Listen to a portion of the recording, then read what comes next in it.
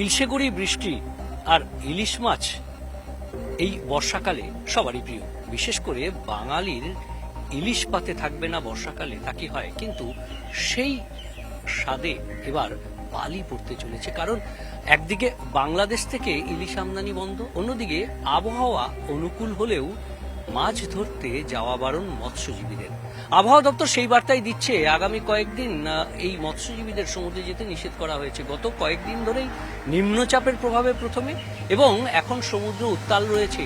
সেখানে উত্তর বঙ্গোপসাগরে প্রায় 50 থেকে 65 কিলোমিটার পর্যন্ত গতিবেগে দমকা ঝোড়ো হাওয়া বইছে। আর তাই মৎস্যজীবীদের পশ্চিমবঙ্গের উপকূলে সমুদ্রে যেতে নিষেধ করা হয়েছে। মঙ্গলবার পর্যন্ত এই নিষেধাজ্ঞা থাকছে, কাজেই গত কয়েকদিন ধরে সমুদ্রে যেতে পারছেন না, ইলিশ মাছ আসছে না। তাই বাঙালির এই বর্ষাকালে ইলিশের ভাগ্যটা কিছুটা খারাপ বলা যেতে পারে। সমুদ্রে জলোচ্ছ্বাসেরও যে সম্ভাবনা, সেই সম্ভাবনার কথাও জানাচ্ছে আবহাওয়া দপ্তর। কারণ 2.4 থেকে 2.6 মিটার পর্যন্ত জলোচ্ছ্বাস হতে পারে দীঘা, বকখালি এবং মন্দারমণির যে সমুদ্র সৈকত, সেখানেও পর্যটকদের নিয়ন্ত্রণে রাখার পরামর্শ আবহাওয়া দপ্তরের।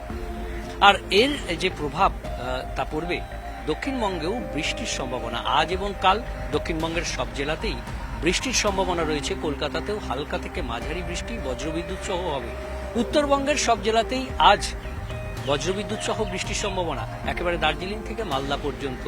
আগামীকাল থেকে উত্তরবঙ্গে বৃষ্টির পরিমাণ কমবে। উত্তরবঙ্গে ইতিমধ্যেই ভারী অতি ভারী বৃষ্টি কমে গেছে এবং আগামীকাল থেকেই বজ্রবিদ্যুৎ সহ বৃষ্টি উপরের দিকের 5 জেলাতে, দার্জিলিং, কালিম্পং, আলিপুরদুয়ার, কোচবিহার, জলপাইগুড়িতে বিক্ষিপ্তভাবে হবে।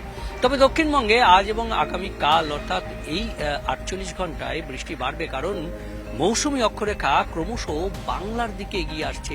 ইতিমধ্যেই চাঁদবালিতে এসে গেছে এবং ওড়িশার ওপর দিয়ে এটি পূর্ব মধ্য বঙ্গোপসাগর পর্যন্ত বিস্তৃত রয়েছে। আর মৌসুমী অক্ষরেখা বঙ্গোপসাগর পর্যন্ত বিস্তৃত থাকলেই আবহাওয়া অনুকূল থাকে বৃষ্টির।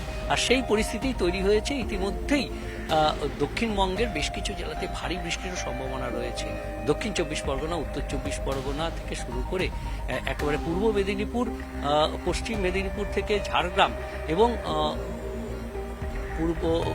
পুরুলিয়া, বাঁকুড়া, পশ্চিম বর্ধমান, পূর্ব বর্ধমানেও কিছুটা এই যে ভারী বৃষ্টি, সেই ভারী বৃষ্টি হতে পারে। আর স্বাভাবিকভাবে বজ্রবিদ্যুৎ সহ বৃষ্টি হবে দক্ষিণবঙ্গের সব জেলাতেই মঙ্গলবার পর্যন্ত। বুধবার থেকে অবশ্য বৃষ্টির পরিমাণ আবার কমবে, এমনটাই ইঙ্গিত। তবে হোয়াইট স্প্রেড রেইন রয়েছে দক্ষিণবঙ্গের ক্ষেত্রে 24 জুলাই পর্যন্ত, আর 23 জুলাই পর্যন্ত হোয়াইট স্প্রেড রেইন রয়েছে, অর্থাৎ আগামীকাল পর্যন্ত উত্তরবঙ্গের ক্ষেত্রে।